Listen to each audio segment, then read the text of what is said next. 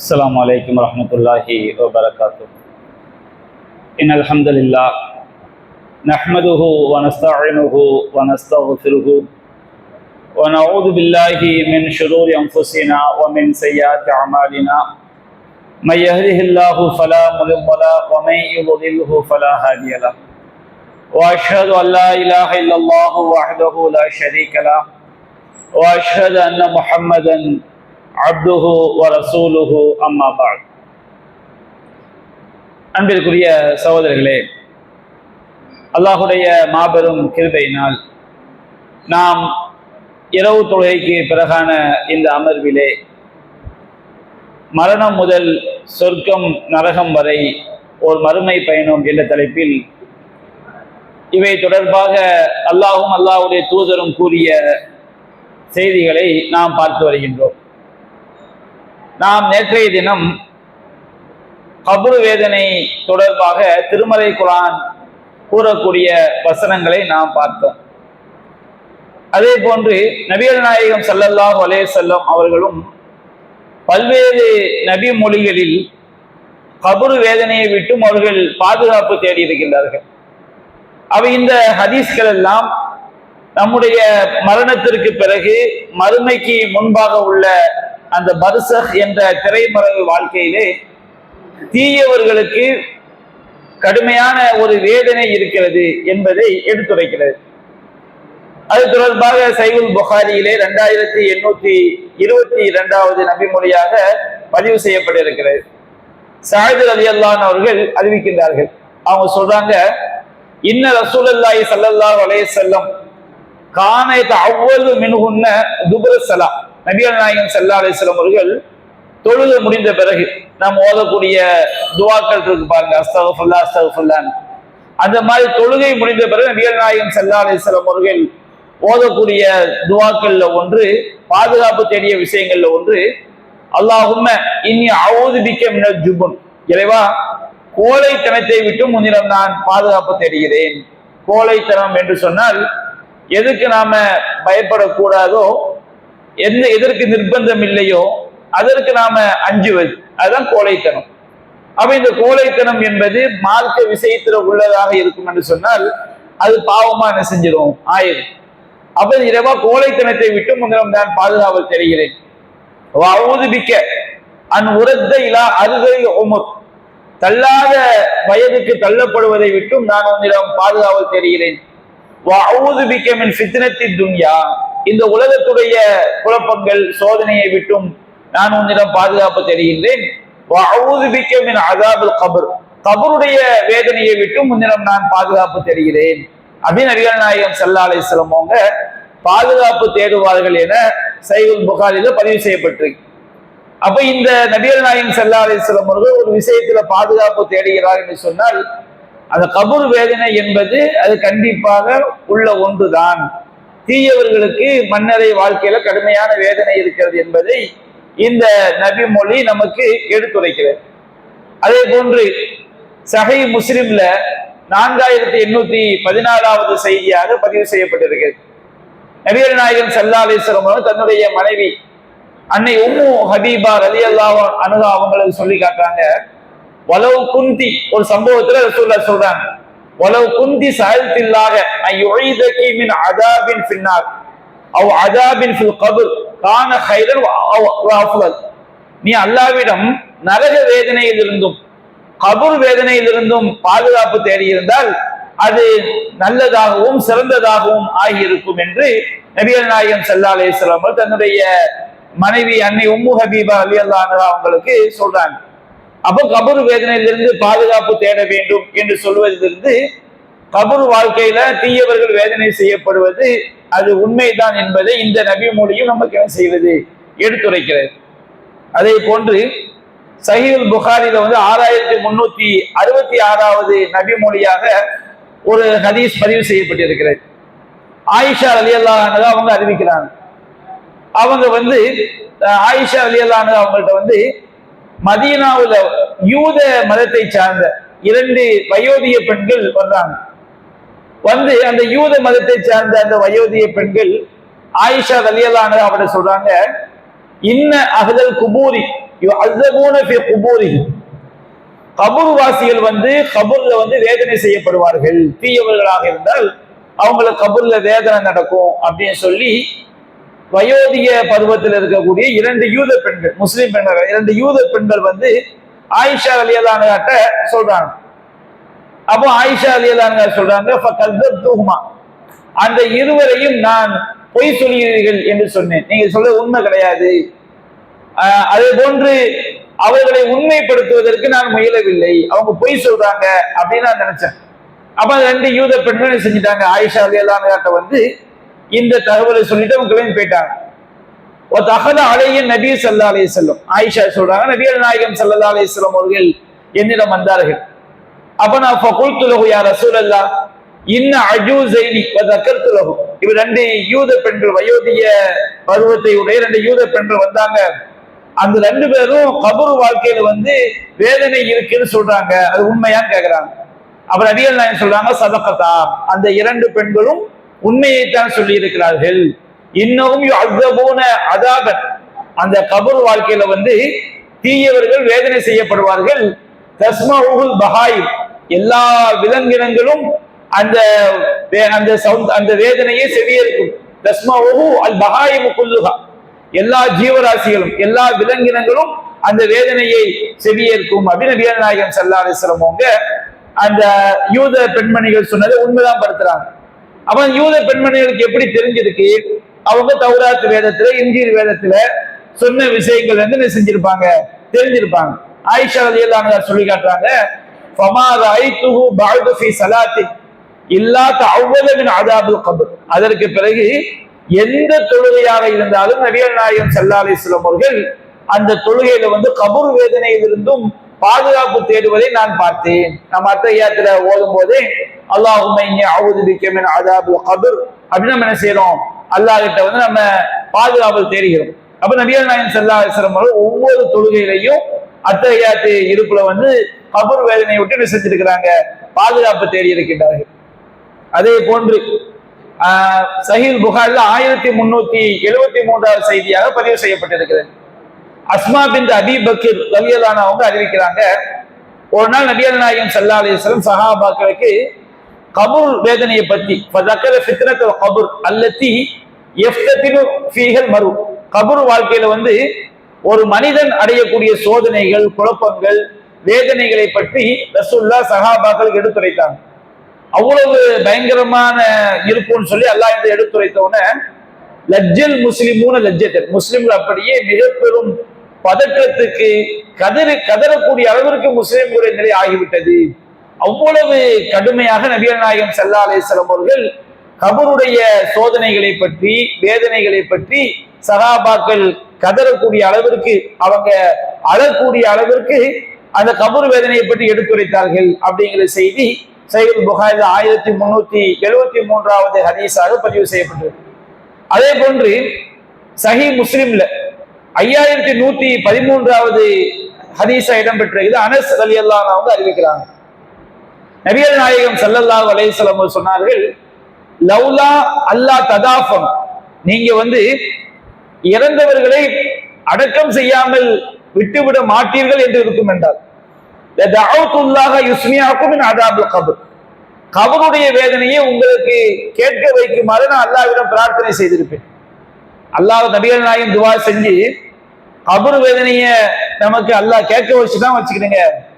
நாம யாரும் என்ன செய்ய மாட்டோம், இறந்து போனவங்களை அடக்கம் செய்வதற்கு முன் வர மாட்டோம். அப்ப நபிகள் அதை சொல்லி காட்டுறாங்க, நீங்க இறந்து போனவங்களை அடக்கம் செய்யாம விட மாட்டீங்க, கபர் வேதனை காதுல கேட்டாலும் அடக்கம் செய்யாமல் விட மாட்டீங்கன்னு சொல்லி இருக்குன்னு சொன்னோம்னா நான் என்ன செஞ்சிருப்பேன், அதை அந்த வேதனையை நீங்க செவியேற்கிற மாதிரி அல்லாட்ட துவா செஞ்சிருப்பேன். ஆனா நீங்க என்ன செஞ்சிருவீங்க, வேதனையை செவியேற்றால் நீங்க யாரும் அது பக்கத்துல செய்ய மாட்டீங்க, போக மாட்டீங்க. சாதாரண கொரோனாக்கே நம்ம நிலைமை என்ன ஆச்சு, கொரோனாக்கே தொட்டா உனக்கு அந்த நோய் வந்துடும் சொன்னோன்னே எல்லாரும் அவங்க வீட்டு தட்டியை வச்சு அடைச்சு எந்த அளவுக்கு கொடுமையெல்லாம் நடந்துச்சு. நம்ம முஸ்லிம்களாவது பரவாயில்ல, சில இடங்கள்ல எங்க ஊரை தாண்டி என்ன செய்யக்கூடாது, அந்த கொரோனாவால் பாதிக்கப்பட்ட குடும்பம் என்ன செய்யக்கூடாது, போகக்கூடாது. என்ன ஊரை தாண்டி போனா என்னடா எங்களுக்கு கொரோனா வந்துட்டா, அப்போ மனுஷனுடைய அந்த சுயநலம் அதை என்ன செய்ய வெளிப்படுது, அந்த அச்சம் நமக்கு என்ன செய்யுது வெளிப்படுது. அப்ப கொரோனாக்கே இப்படி மனிதர்கள் இருக்கும்போது கபருடைய வேதனையை செவியேற்க வைத்தால் என்ன ஆகும்? யாருமே என்ன செய்ய மாட்டோம், மௌத்தா போனவங்களை அடக்கம் செய்வதற்கு முன்வரவே மாட்டோம். அவ்வளவு கொடூரமானதாக இருக்கும் என்பதை இந்த நபி மூலியத்தை நாம் என்ன செய்ய முடியுது, விளங்கிக் கொள்ள முடிகிறது. அதே போன்று திருமதியில 2230வது செய்தியாக பதிவு செய்யப்பட்டிருக்கிறது. உஸ்மான் ரலியல்லாஹு அன்ஹு அவங்களுடைய அடிமை ஹானி என்பவர் என்ன செய்யறாரு, அறிவிக்கிறார்.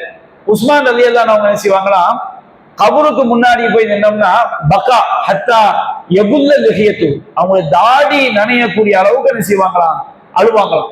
தாடி நனையக்கூடிய அளவுக்கு நம்ம இன்றைய காலத்துல கூட அந்த அளவுக்கு அழுது நம்ம யாரையும் பார்த்தது கிடையாது. அப்ப அவ்வளவு ஒரு பயங்கரமான அழுகை அவங்க என்ன செய்வாங்களாம், கபருக்கு முன்னாடி போய் நின்றால் அழுவார்களாம். அப்போ அவங்கள்ட்ட கேட்கப்படுமா, துதுக்கருள் ஜன்னத்து வண்ணார், சொர்க்கத்தை பத்தி சொல்லப்படுது, நரகத்தை பத்தி எல்லாம் சொல்லப்படுது. நரகத்தை பத்தி அவ்வளவு கடுமையா குர்ஆன் சொல்லுது, ஹதீஸ்கள்ல சொல்லப்படுது. ஆனா ஃபலா தபுக்கி, நீங்க அழுவது கிடையாது. சொர்க்கம் வேணுமே, சொர்க்கத்துக்கு போகாட்டா நம்ம நிலைமை என்ன ஆகுமோ நினைச்சு நீங்க அழுவது கிடையாது. நரகத்துடைய பயங்கரமான வேதனையை கொண்டு நீங்க அழுவது கிடையாது. ஆனா தபுக்கி மின்ஹாதா, இந்த கபூர் வேதனையை கபூருக்கு முன்னாடி நிற்கும் போது மட்டும் நீங்க அழுகுறீங்களான்னு சொல்லி கேட்கும்போது உஸ்மான் ரலியல்லாஹு அன்ஹு அவங்க சொல்றாங்க, இன்ன ரசூலுல்லாஹி ஸல்லல்லாஹு அலைஹி வஸல்லம் கால், நபிகள் நாயகம் ஸல்லல்லாஹு அலைஹி வஸல்லம் சொன்னார்கள், இன்னல் கபர அவ்வளவு மன்சிலிமி மனாசில் ஆகிரா, மறுமையினுடைய தங்குமிடங்களில் முதல் தங்குமிடம் கபர் தான். நம் மறுமை என்பது நம்ம திரும்ப அல்லாஹ் எல்லாரையும் உயிரோடு எழுப்புவோம் பாருங்க, அதுதான் மறுமைங்கிறது கிடையாது. நாம மௌத்தாயிட்டால் நமக்கு எது ஆரம்பித்து விடுகிறது, நாம மறுமைக்கு சென்று விடுகிறோம். அப்ப மறுமை வீடுகளில் முதல் வீடு கபர் தான். அதிலிருந்து ஒருவன் தப்பித்து விட்டால் அதுக்கு பின்னாடி உள்ள வாழ்க்கை இருக்கு பாருங்க, அது அதை விட இலகுவாதான் இருக்கும். கபூர்ல ஒரு வேதனை இல்லாம தப்பிச்சுதான் வச்சுக்கிறேங்க. கண்டிப்பாக அதற்கு பிறகு மவுஷர்ல உள்ள நிகழ்வாக இருக்கட்டும், அடுத்து மறுமையில் அல்லாஹ் விசாரித்து சொர்க்கம் நரகம் உள்ள விஷயமா இருந்தாலும் கண்டிப்பா அவனுக்கு என்னதான் கிடைக்கும், சொர்க்கம் தான் கிடைக்கும். இல்லம் எஞ்சுமினு, அந்த கபூர் வேதனையிலிருந்து ஒருவன் தப்பிக்கவில்லை என்று சொன்னால் அதுக்கு பின்னாடி உள்ளது அதை விட கடுமையா தரும். கபூர்ல கடுமையான வேதனை கிடைக்குன்னு வச்சுக்கிடுங்க, அவனுக்கு மறுமையில நரகத்துல அதை விட கடுமையான வேதனைக்குரியவனாகத்தான் இருப்பான். ஏன்னா அவன் நரகவாதியா இருக்கிறதுனாலதான் கபூர்ல அவனுக்கு என்ன செய்யப்படுது, வேதனை செய்யப்படுகிறது. நபிகள் நாயகம் ஸல்லல்லாஹு அலைஹி வஸல்லம் அவர்கள் சொன்னார்கள், மாராய்த்து மல்லரன் கத்து, நான் எந்த ஒரு காட்சியையும் கண்டது கிடையாது, இல்ல கபரு அஃப்ராஹு மின்ஹு, கபருடைய அந்த வேதனை மிக பயங்கரமானதாக, மிக கோரமானதாக, கொடூரமானதாக இருந்தே தவிர நான் எந்த ஒரு காட்சியும் பார்த்தது கிடையாது. அப்படின்னா என்ன அர்த்தம்? நபிகள் நாயகம் ஸல்லல்லாஹு அலைஹி வஸல்லம் அவங்களுக்கு அல்லாஹ் காட்டிய காட்சிகளிலேயே மிக பயங்கரமான, கொடூரமான, கோரமான காட்சி அதுதான். கபூர்ல உள்ள அந்த வேதனை தான் மிக பயங்கரமான காட்சி. அதை விட கோரமான ஒரு காட்சியை நான் பார்த்தது கிடையாதுன்னு சொல்லி நபிகள் நாயகம் ஸல்லல்லாஹு அலைஹி வஸல்லம் அவங்க சொல்லி காட்டுறாங்க. இந்த ஹதீஸ் எல்லாம் எதுக்கு நம்ம சொல்லி காட்டுறோம்? இந்த ஹதீஸ்கள் எல்லாமே கபூர்ல வேதனை இருக்கிறது என்பதை உறுதிப்படுத்தக்கூடிய செய்திகள். அதே போன்று இன்னொரு செய்தியை பார்க்கிறோம். அகமதுல 24,666வது நபி மொழியாக பதிவு செய்யப்பட்டிருக்கிறது.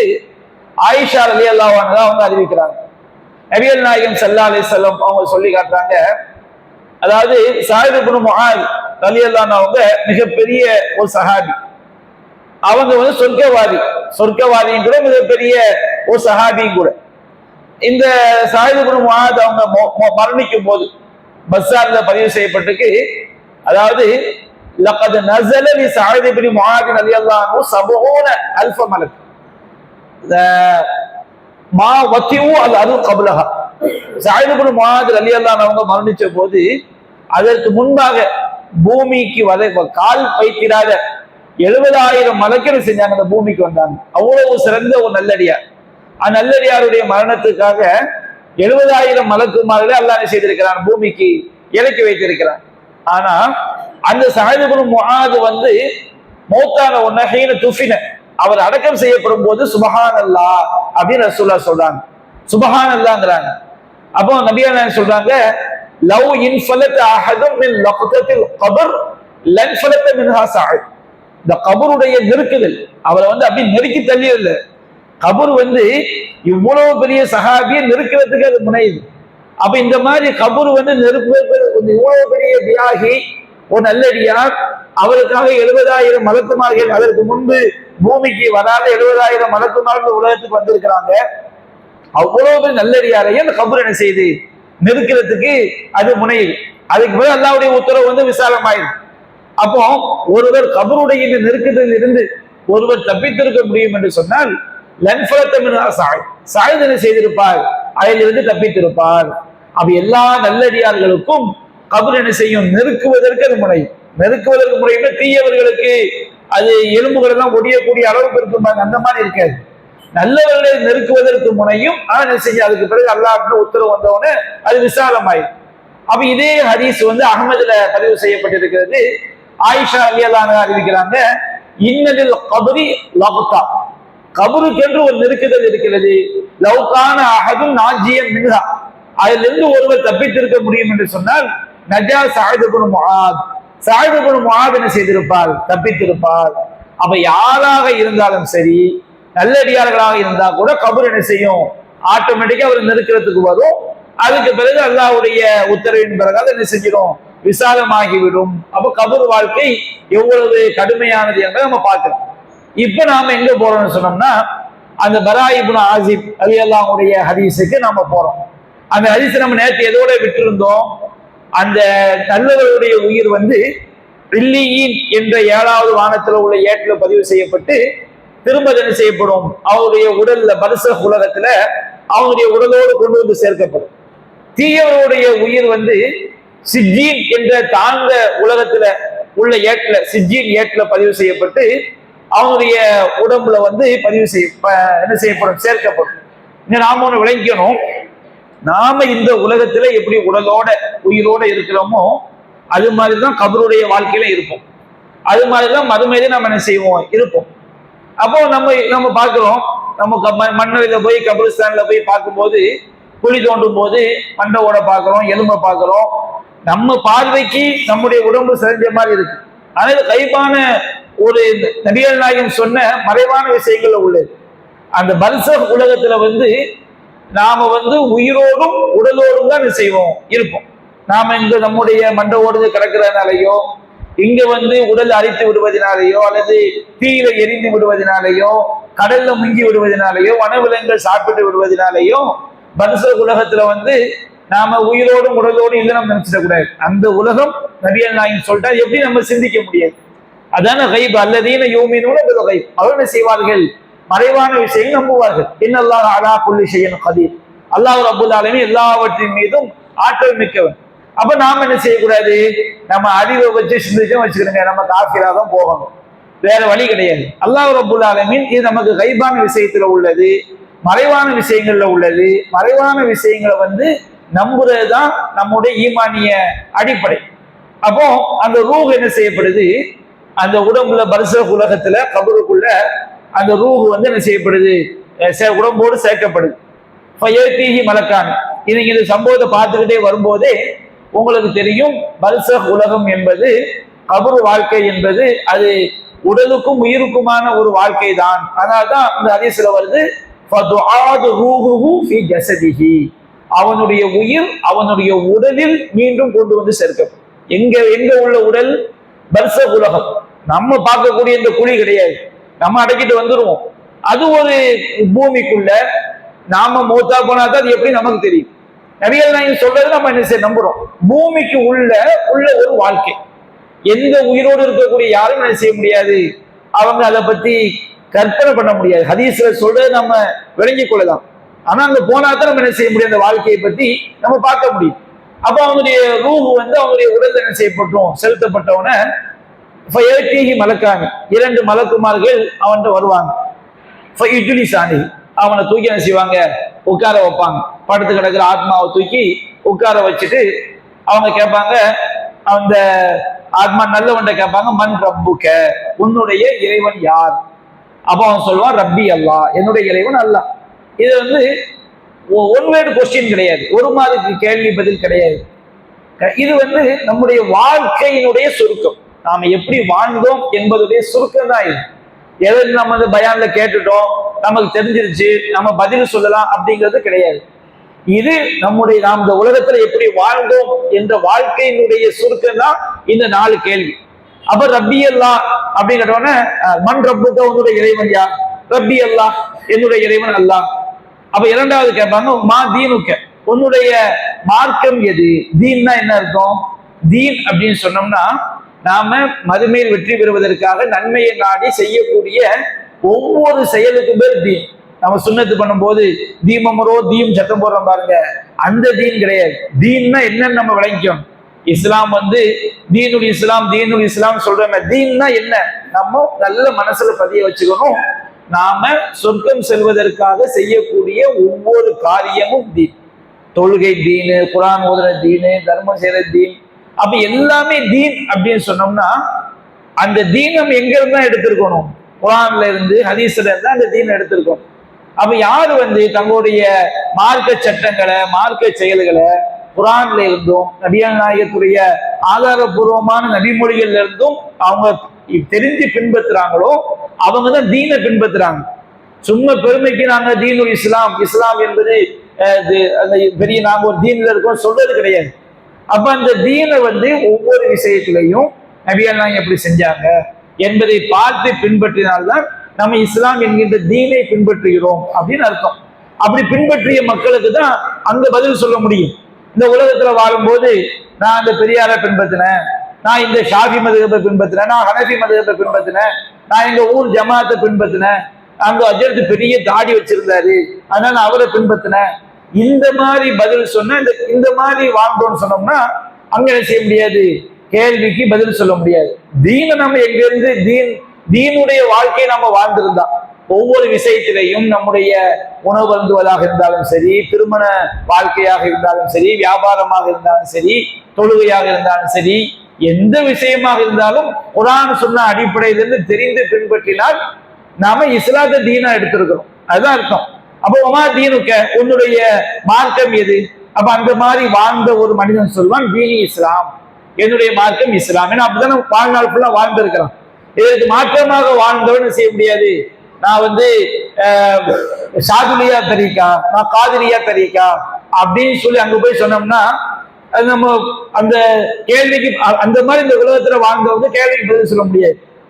அதே மாதிரி நான் தௌஹீத் ஜமாத்துன்னு சொன்னா அந்த கேள்விக்கு பதில் சொல்ல முடியாது.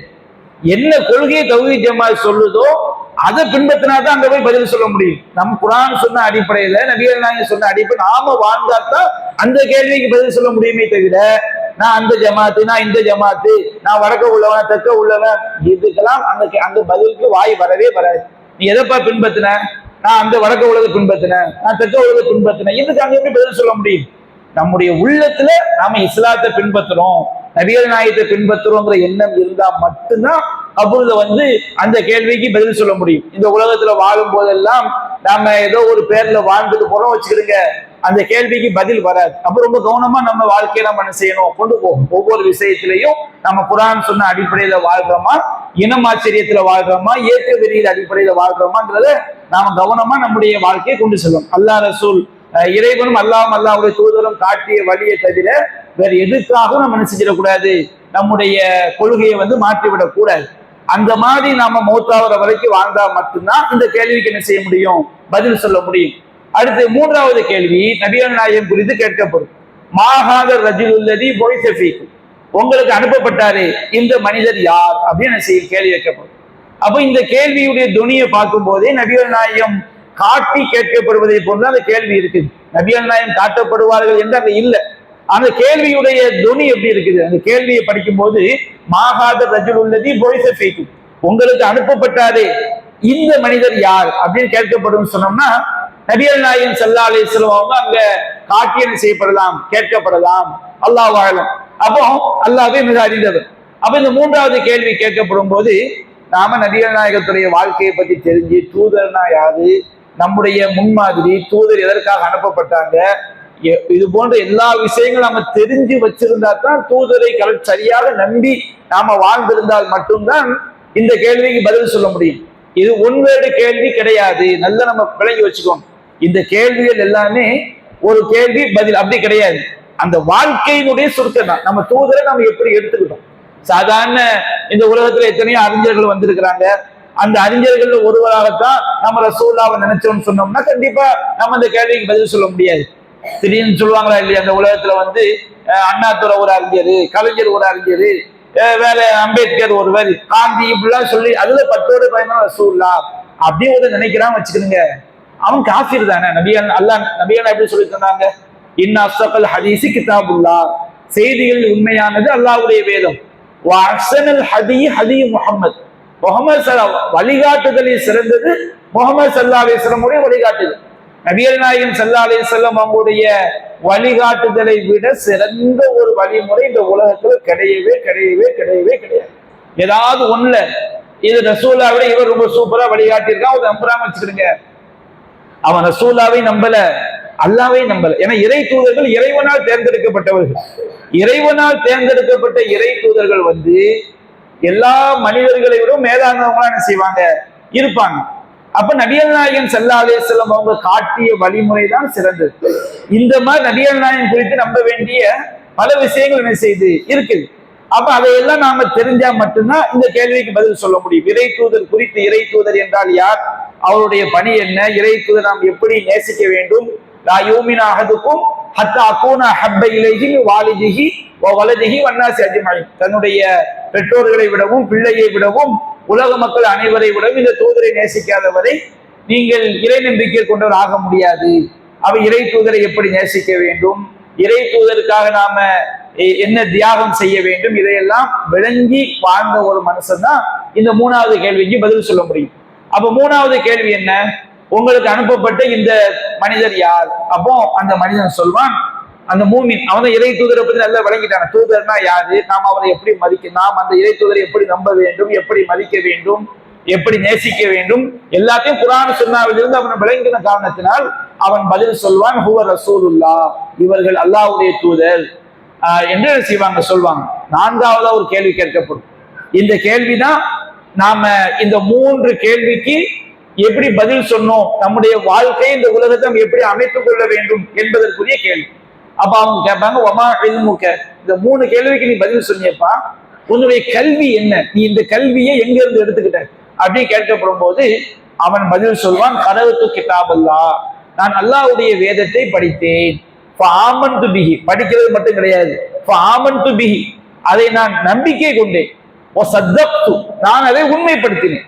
அல்லாஹ்வுடைய வேதத்தை உள்ளத்துல நம்பி உண்மைப்படுத்துறேன். என்ன அர்த்தம், அந்த வேதம் சொல்லக்கூடிய வாழ்க்கையை வாழ்றதுதான் உண்மைப்படுத்துறது. அல்லாஹ் மரியம் அலைஹிஸ்ஸலாம் அவங்கள பத்தி சொல்லும் போது, மரியம் இப்னத் இம்ரான் அல்லத்தி அஹ்ஸனத் ஃபர்ஜஹா, தன்னுடைய கற்பை பாதுகாத்து கொண்ட மரியம் அலைஹிஸ்ஸலாம் அவர்கள், சத்தகத் பி கலிமாத்தி ரப்பிஹா வ குதுபிஹி, தன்னுடைய இறைவனுடைய கட்டளைகளையும் அவனுடைய வேதங்களையும் அவர்கள் உண்மைப்படுத்தினார்கள். அப்ப உண்மைப்படுத்துறதுன்னு சொன்னோம்னா அந்த வேதத்தின் அடிப்படையில் வாழ்றதுதான் உண்மைப்படுத்துறது. அப்ப அவன் பதில் சொல்லுவான், கரஅத்து கிதாபல்லாஹ், நான் அல்லாஹ்வுடைய வேதத்தை படித்தேன். ஃபஆமன்து பிஹி, அதை நான் நம்பினேன். வஸத்தக்து, நான் உண்மைப்படுத்தினேன். இதனால தான் நான் செஞ்சுக்கிட்டேன், தெரிந்து கொண்டேன் அப்படின்னு சொல்லுவான். அப்போ ஃபயுனாதி முனாதின் ஃபிஸ் ஸமா, வானத்துல இருந்து ஒரு அழைப்பாளர் அழைக்கிற சத்தம் கேட்கும்.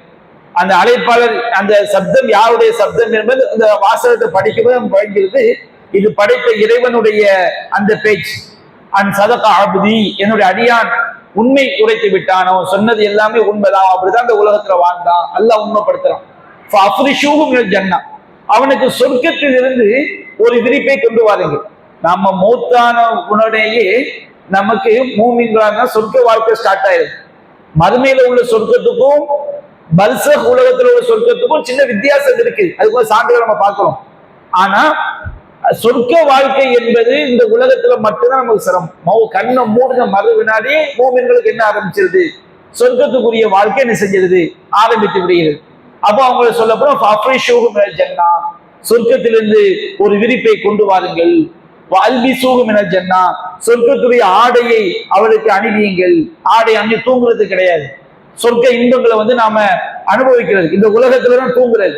நம்ம மௌத்தாயிட்டம் வச்சுக்கிறோங்க, அங்க தூக்கம்லாம் கிடையாது. இப்ப உங்களுக்கு ஒரு சந்தேகம் வரும், புது மாப்பிள்ளை தூங்குவது போன தூங்குன்னு வருதுன்னு சொல்லி, அது வரும்போது அதற்குரிய விளக்கத்தை நம்ம என்ன செய்வோம், சொல்லுவோம்.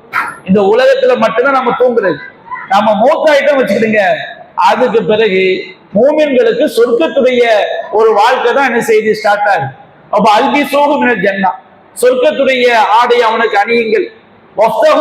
பாபனிதல் ஜன்னா, அவனுக்கு சொர்க்கத்தை நோக்கி ஒரு வாசலை அவருக்கு திறந்து விடுங்கள். சொர்க்கத்திலிருந்து ஒரு வாசல் செய்யப்படுகிறது, திறக்கப்படுகிறது.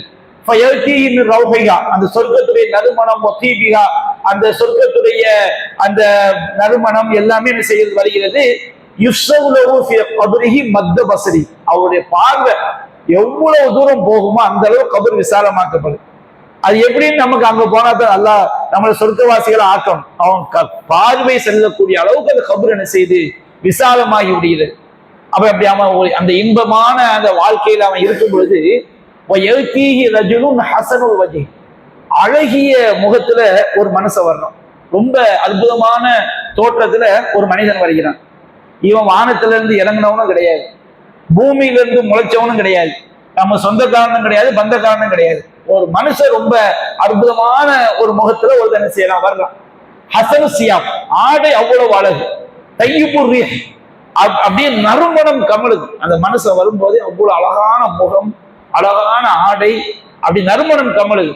அப்போ வரும்போது என்ன சொல்லிட்டு வருவாங்கன்னு சொன்னோம்னா, அபுஷத் பில்லதி எசுருக்க, உனக்கு எது சந்தோஷம் அளிக்குமோ, எது மகிழ்ச்சி அளிக்குமோ அதை கொண்டு நற்செய்தி பெற்றுக்கொள். ஹாதா யோமு கல்லதி குந்தத்துவ, உனக்கு வாக்களிக்கப்பட்ட நாள் இதுதான் அப்படின்னு சொன்னோன்னே இவன் கேட்பான், அந்த மூமின் கேட்பான், மன் அன்ச, நீ யாருப்பா அப்படின்னு கேட்பான். இவனுக்கு தெரியல. ஒரு அழகான ஒரு ஆள் வர்றாரு. அப்படியே அந்த கபூர் விசாலமா, கண்ணு கட்டிய தூரம் விசாலமாகி ஒரு பெரிய கோட்டைன்னு நினைச்சுக்கிறீங்க. அற்புதமான கோட்டையில அவர் இருக்கிறாரு. சொர்க்கத்துடைய ஆடை, சொர்க்கத்துல இருந்து ஒரு வாசல் திறக்கப்பட்டாச்சு. சொர்க்கத்துல இருந்து விரிப்புகள்லாம் கொண்டு வந்து அங்க போடப்பட்டு அவர் ஜாலியா இருக்கும் போது ஒரு மனுஷன் வர்றான். பார்த்தா அவ்வளவு பிரகாசமா அழகான முகம், அவ்வளவு அழகான நறுமணம், அவ்வளவு அழகான ஆடை. அவர் மன் அன்ச, நீ யார் அப்படின்னு கேட்டவுடனே முகத்தை பார்த்தாலே நற்செய்தியை கொண்டு வரக்கூடிய முகமாக இருக்கிறது அப்படின்னு சொன்ன உடனே அந்த மனுஷன் யார் தெரியுமா? அவன் சொல்லுவான், ஆனா அமலுக்க சாலே, நான் தாம நீ செஞ்ச நல்லறங்கள். நமக்கு கபூர்ல நம்மளோட இருக்கக்கூடிய ஆளு நம்ம தான் உண்டாக்கிட்டு இருக்கோம். நம்முடைய தொழுகை, நம்முடைய நோன்பு, நம்முடைய திக்ரு, நம்முடைய நல்லறங்கள், இதுதான் நாளைக்கு நம்மோட கபூர்ல உட்கார போகுது. நம்மோடு இருக்கக்கூடிய அவன் எவ்வளவு அழகா இருக்கணும் நாம தான் இந்த உலகத்துல உண்டாக்கி கொள்ள வேண்டும். அப்ப எது நம்மோடு நிலைத்து நிற்கும்? நம்முடைய நல்லறங்கள் தான் நிலைத்து நிற்கும். ஆனா அமலுக்கு சாலி, நான் தான் நீ செய்த நல்லறங்கள் அப்படின்னு சொன்னோன்ன இவருக்கு பாப்பாரு, இங்கேயே இவ்வளவு ஒரு வாழ்க்கையா, அற்புதமான ஒரு சொர்க்கத்துடைய விரிப்புகள், சொர்க்கத்துடைய ஆடைகள், சொர்க்கத்துல நறுமணம் வருது, எல்லாமே இங்க வந்துகிட்டு இருக்கும் போது அந்த மறுமை சொர்க்கம் எப்படி இருக்கும்? உடனே இவர் அவசரப்பட்டு அக்மிசா, இறைவா சீக்கிரம் கியாமத்தினால் கொண்டு வாங்க அல்லாட்ட, ஹத்தா அர்ஜியா இலா அஹ்லி வ மாலி, சொர்க்கத்துல உள்ள என்னுடைய குடும்பத்தோடு, சொர்க்கத்துல அவருக்கு ஒரு குடும்பத்தை அல்லாஹ் கொடுப்பானா இல்லையா? சொர்க்கத்துல என்னுடைய குடும்பத்தோடு என்னுடைய செல்வத்தோடு நான் போய் சேரணும். இங்கே இவ்வளவு பிரம்மாண்டமா எனக்கு இருக்குன்னு சொன்னோம்னா சொர்க்கத்துல எவ்வளவு பிரம்மாண்டமா இருக்குன்னு சொல்லிட்டு அவர் என்ன செய்வாரு, அல்லாஹ் கிட்ட என்னை சீக்கிரம் கியாமத்தினால் கொண்டு என்னை அங்க கொண்டு போய் என்னுடைய குடும்பத்தோடையும் என்னுடைய செல்வத்தோடையும் கொண்டு போய் சேர்த்துட்டு என்ன செய்வாரு சொல்லுவார். சரி, இப்ப நமக்கு அரை மணி நேரம் என்ன செஞ்சிருச்சு, முடிஞ்சிருச்சு. அப்ப நல்லவர்களுக்கு என்ன நடக்கும் என்கிற விஷயத்தை நம்ம என்ன செஞ்சிருக்கிறோம், இன்றைக்கு நம்ம பார்த்திருக்கிறோம். இந்த செய்தி அகமதுல 18534 செய்தியாக பதிவு செய்யப்பட்டது. தீயவர்களுக்கு என்ன நடக்கும் என்பதை நம்ம இன்ஷா அல்லாஹ் நாளைய தினம் தொடர்ச்சியாக காண்போம். வாஹிரு தஅவானா அல்ஹம்துலில்லாஹி ரப்பில் ஆலமீன்.